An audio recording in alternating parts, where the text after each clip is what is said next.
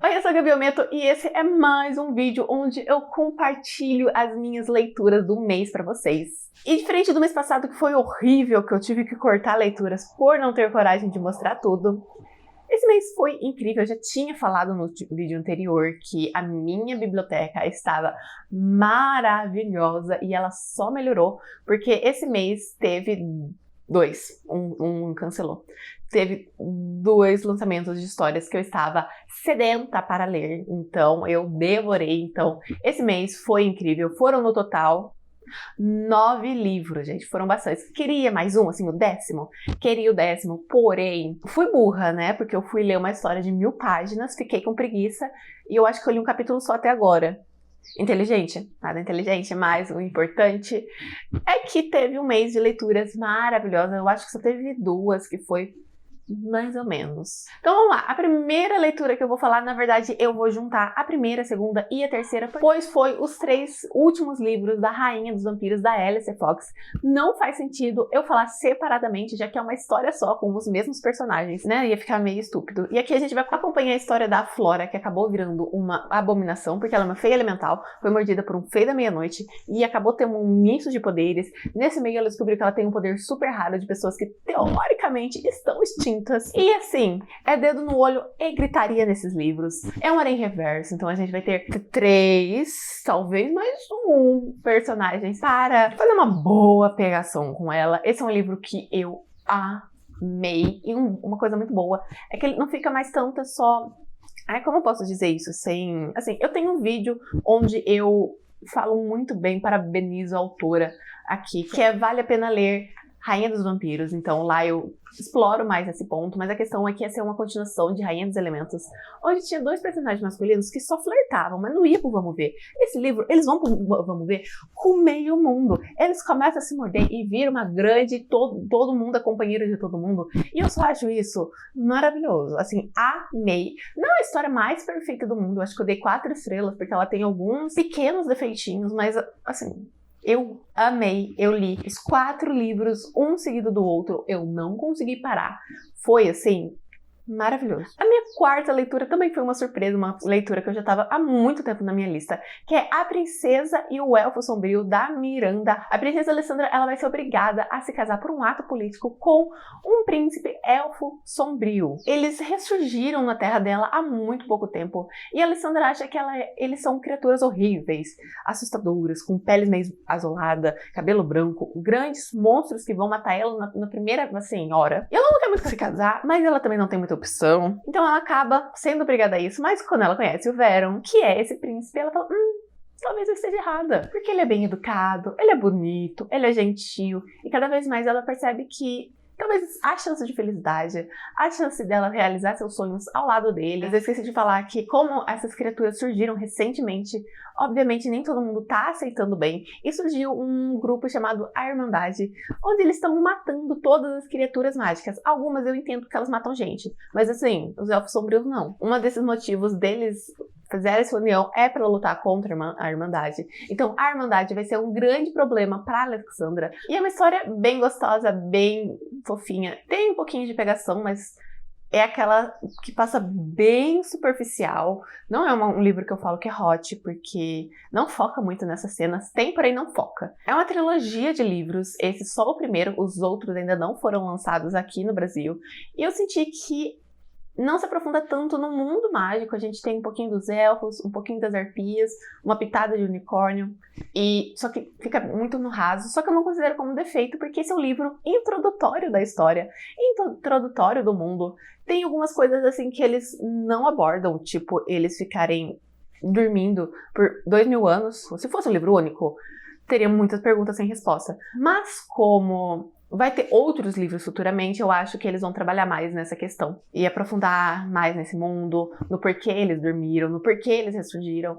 Então eu acho que é uma série que eu tô muito animada. Eu espero muito que a Cabana Vermelha continue lançando, porque eles são gringos. Não sei se eu falei antes. A minha 5ª leitura é um pouquinho complicada de explicar, então... Ligados pelo Destino, da Kel Costa. Eu já li uma vez essa autora, eu li alguns capítulos, achei um porre, achei muito explicativo, muito contado, muito longo, porque assim, aí eu falei, desisti. Aí, né, olhei esse livro, eles tinham uma divulgação muito boa, porque o protagonista, ele não tem um brinquedo, ele tem dois. Eu falei, interessante, vou ler, né? Porque é pegação, e quando é pegação, eu tenho um senso de qualidade um pouquinho menor. Mas vamos à história, que é um pouquinho complicadinha. Então aqui, a Calliope, ela é uma meia elfa, meia humana, e também é a escolhida. O que são esses escolhidos? Uma vez por ano, a morte vem pro mundo, pega essas escolhidas e as tornam férteis, da maneira que vocês estão pensando, tá?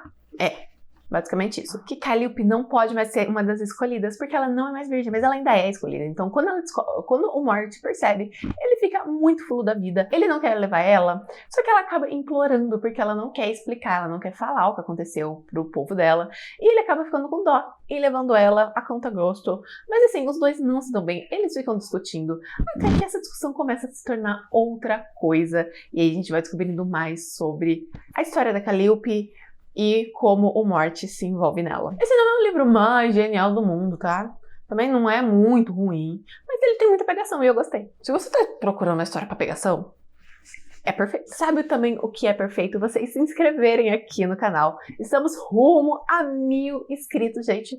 Passamos da metade, passamos de 500 inscritos finalmente. Se você conhece alguém que ama leitura, precisa conhecer alguns nacionais, indique esse canal pra eles, pega o seu vídeo favorito e fala, olha, se inscreve aqui que é legal. A minha sexta leitura foi Imprevisível, o terceiro livro da editora Weberg, da Nath Queiroz. E aqui vai estar falando do Pedro e da Sarah, que eles se odeiam desde o primeiro livro. Só que eles têm amigos em comum, então eles acabam tendo que conviver. Eles também trabalham no mesmo setor da revista, que é gastronomia. E detalhe, eles têm que diariamente lutar para quem vai escrever a melhor coluna. Então eles estão sempre passando a perna um no outro, o que é muito divertido. O primeiro defeito é a mesma coisa que eu falei do segundo.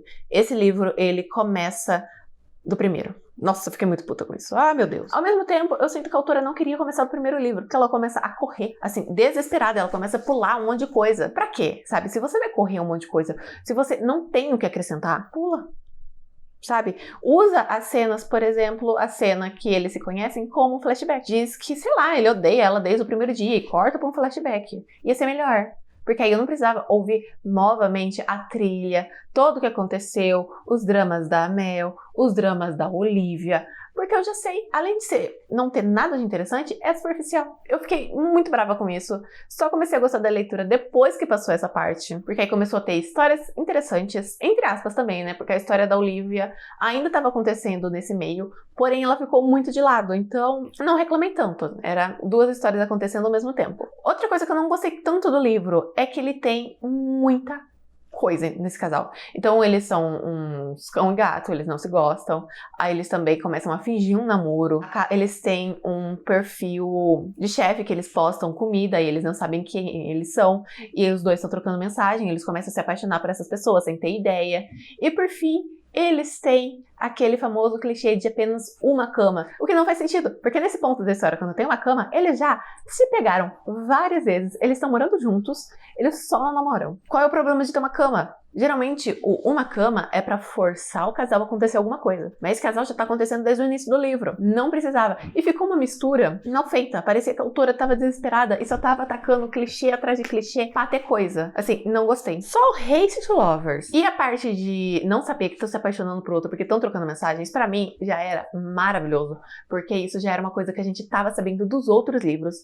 Não precisava fingir o namoro, porque foi um motivo besta, assim, não faz sentido. Ainda assim, é um livro legalzinho, tá, gente? É uma história gostosa, mesmo com toda essa problemática que eu falei. Foi a minha segunda leitura mais fraca, perde pra Ligados pelo Destino. Gostei bastante. Essa história começa a trabalhar mais no livro da Bettina, que ela tá lá desde o primeiro livro, Amigo da Mel. Vou ler a história da Bettina? Vou, porque é o último. Tô curiosa, a história dela é de segunda chance, o que pra mim é um pouco complicado às vezes, porque tem que ter motivo. Se não tiver motivo, complica. A minha sétima leitura foi Corte de Sombras, da Thaís Lopes, o terceiro livro de Corte do Sangue. Quero fazer uma observação, que o Alex, ele é um personagem não binário, então eu vou me esforçar pra não cometer nenhum erro, tá bom? O Alex tem o poder de sentir magias aleatórias. Foi Elo que ajudou a Dani a achar o Aemon lá no primeiro livro. Elo é ex da Dani, aliás, tá? Tem esse ponto muito importante, bem legal, que vai ser explorado mais nesse livro.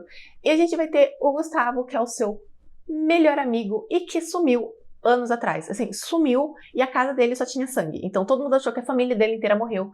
E do nada, ele aparece. Ele não quer se aproximar do Alex. O Alex não quer se aproximar dele. Só que ao mesmo tempo, eles acabam se aproximando. Alex sente uma magia, uma energia estranha vindo do Gustavo. Algo que ele sempre sentiu e ignorou, só que agora tá mais forte. Ele tá sentindo que tem algo estranho ali. Ele precisa descobrir o que tá acontecendo nesse meio. E ele vai começar a pesquisar. Vai começar a ir a fundo nas ruínas da cidade ao lado do setor 10, onde era o setor 4, porque foi destruído antes da história começar. Vai estar descobrindo segredos ao mesmo tempo que Gustavo e Alice começam a se aproximar e entendem o lado um do outro. E no início eu não gostei. No início, na verdade não no início, eu comecei o livro já com um preconceitozinho na história, porque eram dois humanos, sabe? Eu falei, ai gente, que sem graça, não vai ter mordida, não vai ter poderes, não vai ter controle, eu fiquei bem magoada. E sem falar também que é segunda chance, e segunda chance pra mim é um pouco complicado, porque geralmente envolve pessoas que fez merda e, sei lá, muitas vezes eu não perdoaria. Mas aí vamos começar a história. O primeiro ponto é que aqui a segunda chance faz sentido. O motivo do Gustavo ter se afastado faz sentido. Foi burro. Mas a gente consegue entender o que aquele jovem adolescente pensou. Ele tava com medo, ele tava apavorado. E naquele instante, fugir era a melhor opção. Consigo entender isso, consigo passar pano do motivo dele ter voltado, dos sentimentos deles estarem começando a borbulhar ali com a proximidade. Essa história, ela tem muito plot twist, tem muita revelação. Um pequeno spoiler é que Gustavo não é tão humano quando a gente pensa, então, a hora que eu comecei a perceber que ele tinha algo, eu comecei a me animar, porque não seria história de dois humanos, seria algo diferente, e também não seria algo vampiro, então essa história seria a mais diferente da série, e eu comecei a me encantar por ela, e foi maravilhoso. Eu adorei o casal, eu adorei as problemáticas, eu adorei as reviravoltas dos outros casais, porque né, esse é um livro que vai contar 5 casais diferentes, sendo que o terceiro livro, o foco é em Alex e Gustavo, mas eles sempre estão contando um pouquinho dos casais que já aconteceram e do casal que vai acontecer, e foi maravilhoso, gente. Eu li essa história um dia, eu não parei. Outro vício também, assim, que eu li logo depois, foi Tentação Sombria, da G. Benevides, outro lançamento. E o Vladimir é um senador, e ele pagou a família da Cristal pra manter ela em outro país, porque ela era uma adolescente que ficava perseguindo ele.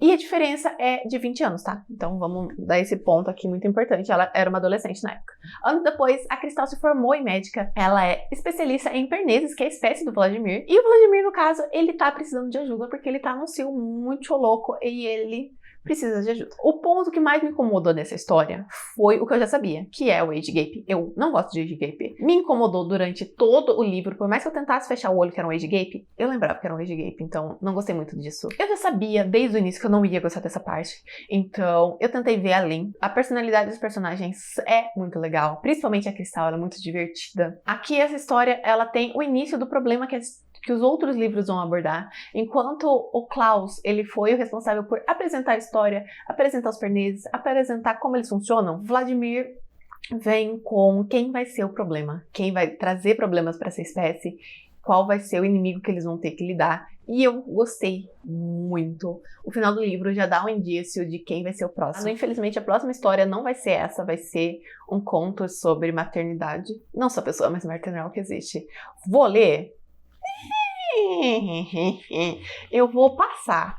Teve pegação? Leio pegação. Não teve pegação? Eu leio só uns diálogos pra entender o que tá acontecendo, porque não é meu estilo de livro. O que eu quero mesmo é pegação. Assim.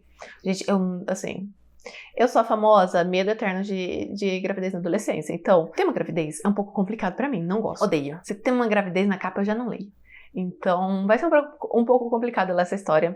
E agora, por último, a minha última leitura foi Lorde da Noite Eterna, do Ben Elderson. Nome estranho. O Jack tem uma missão de vida: entrar no castelo do vampiro, sobreviver a algumas semanas, mais ou menos um mês, e no final, na lua de sangue, matar ele. Assim que esse vampiro morrer, a magia do seu Coven vai retornar. Só tem problema.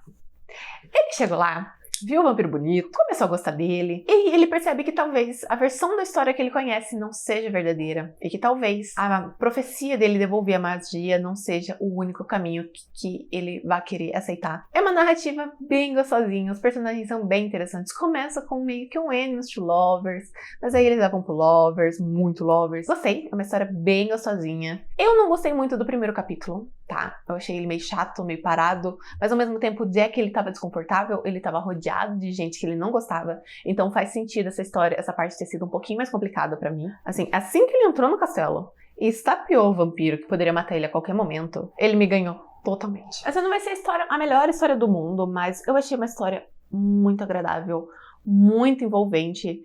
A personalidade do Marius, ela vai se revelando, vai se tornando cada vez mais complexa. Você vai pegando as contradições do personagem, ao mesmo tempo que você também desvenda o passado dele. É, assim, uma delicinha, assim. Foi uma ótima última leitura de mês. E esses foram os 9 livros que eu li. Eu espero que vocês tenham um mês tão incrível quanto o meu. Me conta aqui quantos livros vocês leram, quais foram os seus divertidos.